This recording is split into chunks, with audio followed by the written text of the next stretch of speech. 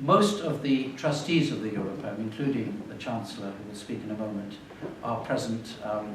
His Excellency Karol Schwarzenberg has come, Prince Hans Adam is here, and of course the two founding members of the Europaeum, Lord Weidenfeld and Sir Ronald Grierson, and many others. So we're very proud this scheme has been linked to the Europaeum.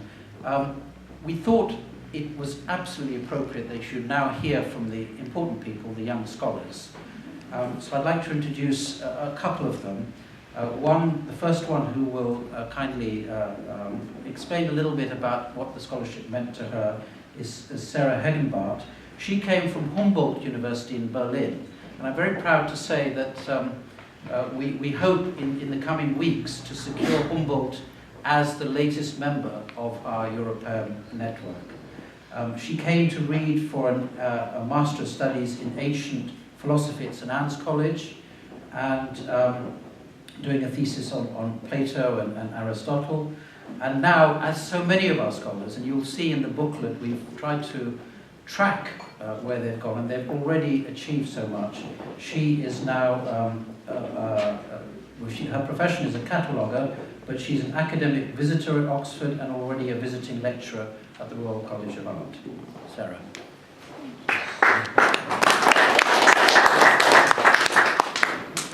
Thank you very much for inviting me to join you celebrating the 10th anniversary of the Jenkins Memorial Scholarship. I feel very honored to be here tonight, and I'm delighted to give you a little impression of how being a Jenkins scholar transformed my life. I'll never forget the day when I received the message that I got into Oxford. This was during a research trip to Rome, following the traces of the sculptor Arnolfo di Cambio. We had just visited San Giovanni in Laterano, outside of which I had discovered a little internet cafe. These were the days before smartphones. The opening of my emails was accompanied by a little scream of joy. When celebrating this happy occasion with an aperitivo later, my more realistic self caught up with me. I wondered whether I would actually even be able to afford to study at Oxford at all. Being the oldest out of four, among them a severely disabled brother, I could not and did not want to ask my family for financial support. Luckily, a couple of weeks later, this time in my office at Humboldt University, another joyous message arrived. I was awarded a Jenkins scholarship.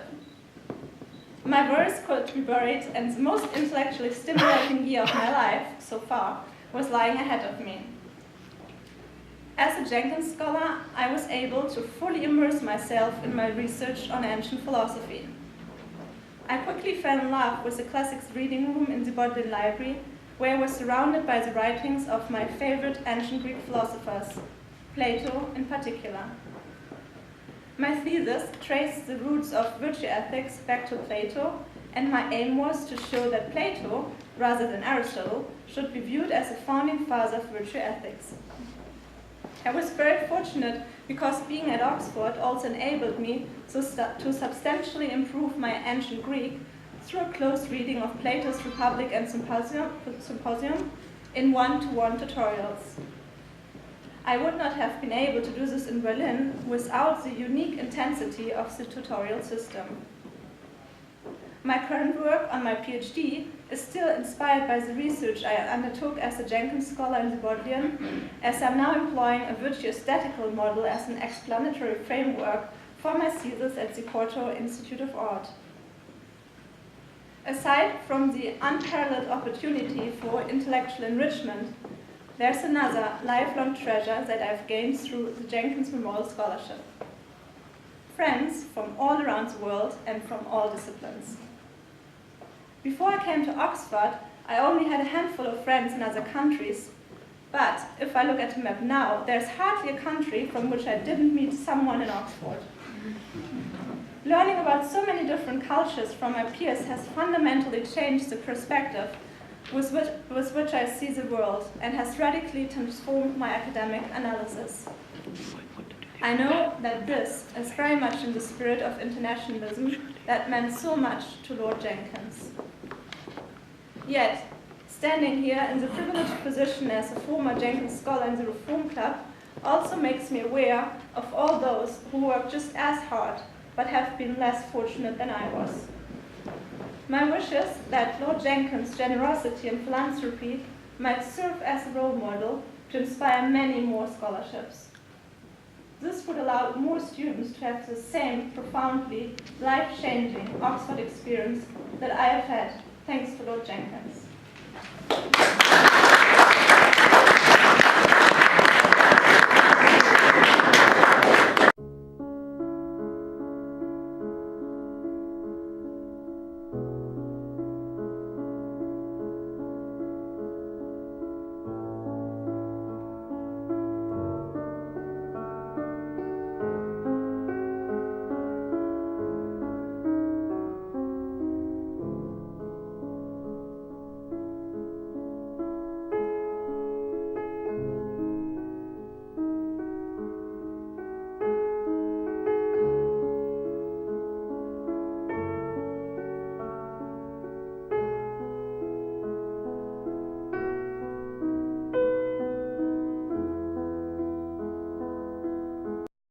Mikhail Bobik was our first Jenkins scholar 10 years ago.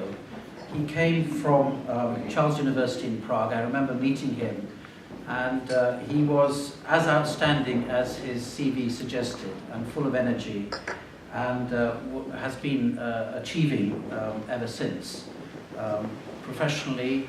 And very soon he was back at Oxford as a lecturer and tutor at St Edmund's Hall, and he's now a professor at the College of the Bruges, the College of Europe in Bruges. Now, unfortunately, because of that, he's actually teaching today, and he was due to speak, but he sent his profound apologies. But he is our first scholar. His memories are contained in this booklet, and I've invited, if you don't mind, with your indulgence, one of our other scholars, Enrico Prodi, to read his words. Enrico himself came from Bologna University to read MPhil in Greek and Latin literature at Merton College. You might recognize the name.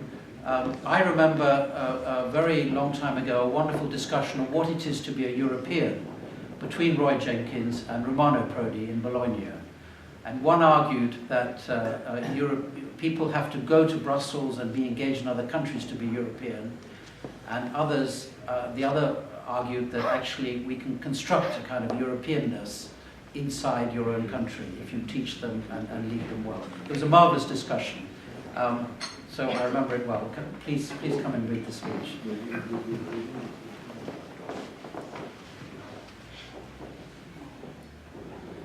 The privilege of coming to Oxford is an eye-opening and personality-defining moment. It was certainly the case for me some 10 years ago. I have no doubts that it keeps being so for any further Jenkins scholars. The key ingredient of this moment is the critical, liberal spirit of the Oxford system and education. Only in such settings a free spirit, bored stiff by the emas continental ex cathedra teaching, may discover that thinking about things is actually fun. I do not believe that I would have ever become a legal academic without such an experience. Thus, a personality-defining moment indeed. Spending a year at Oxford as a Jenkins scholar also created a bond with Oxford and the UK. A bond which has been further strengthened by coming back to Oxford and teaching EU law for 2 years. Unfortunately, it has been precisely this bond, and perhaps also my professional subject, European law, which have become rather a source of sadness in the UK context over the past few years. A country which the rest of Europe has been known for its rational, pragmatic and sober attitude is becoming deeply irrational and incomprehensible. Yes, it is the UK's attitude towards Europe, the European Union, as well as the system of the European Convention that I have in mind here. A topic that was dear and central to Lord Jenkins' political career and beliefs.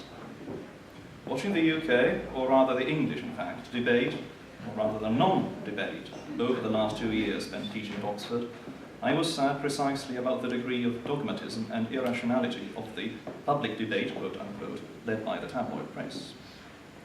It was somewhat odd to have to start my teaching of EU law at undergraduate level with trying to explain to the English undergraduates with their mindsets already formed by the popular press that the European Union is not the dark side of the Force and that Juan Manuel Barroso is not the Darth Vader. There is no need and no space for restating the sober and rational arguments why the idea that there would be any future of the UK, or rather what will be left of it outside of Europe, is a delusion. What remains is rather sadness again. Sadness because of a missed opportunity. With UK political elites apparently disinterested in Europe, it seems that they have failed also to notice the significant changes within the Union after 2004 and 2007. There are now 28 member states, most of them, in fact, in particular the 13 new member states from Central and Eastern Europe, but also large parts of the north of Europe may not be particularly happy with a number of current measures or policies. Most of these countries would wholeheartedly support the vision of a more limited union. However, what is lacking is a clear leadership in this respect. Alas, instead of taking the lead and positively formulating its vision for the Union, which might in fact find more supporters than one might think, the UK prefers to be left out. One rarely sees such a strong leadership potential being thrown away so lightly. To conclude, the unique Jenkins Memorial Scholarship Scheme helps a number of continental Europeans to open their eyes and create bonds with the UK. Sadly, the current political mood within the UK appears to be to close the eyes and break away from Europe. Perhaps the greatest importance and justification for the ongoing necessity of the Jenkins Scholarship Scheme lies in this very contrast. Michael Burbeck, 1st of November 2013.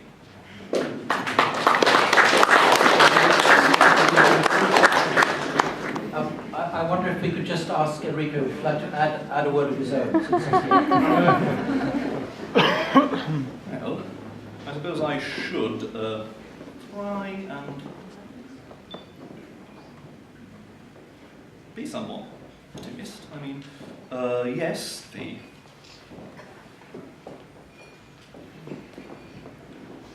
well, Just about your experience. Yes, you don't have to worry about the politics. God help me now. Well, speaking of my own experience, I do think that for an academic, such a scheme that gives the opportunity to take part not in the Oxford system, but in both, from Oxford to the continent and from the continent to Oxford, is bound to open a person's mind and to allow them to think in a way that they may not have thought. There is something to be learned outside of Oxford, I'm afraid. And, if one looks very hard. And, I suppose this is the greatest merit of the Jenkins Scholarship, which is not one way, but two. And again, if now that we have more or less made Europe, we have to make a generation of Europeans, that's probably the only way to go. Thank you.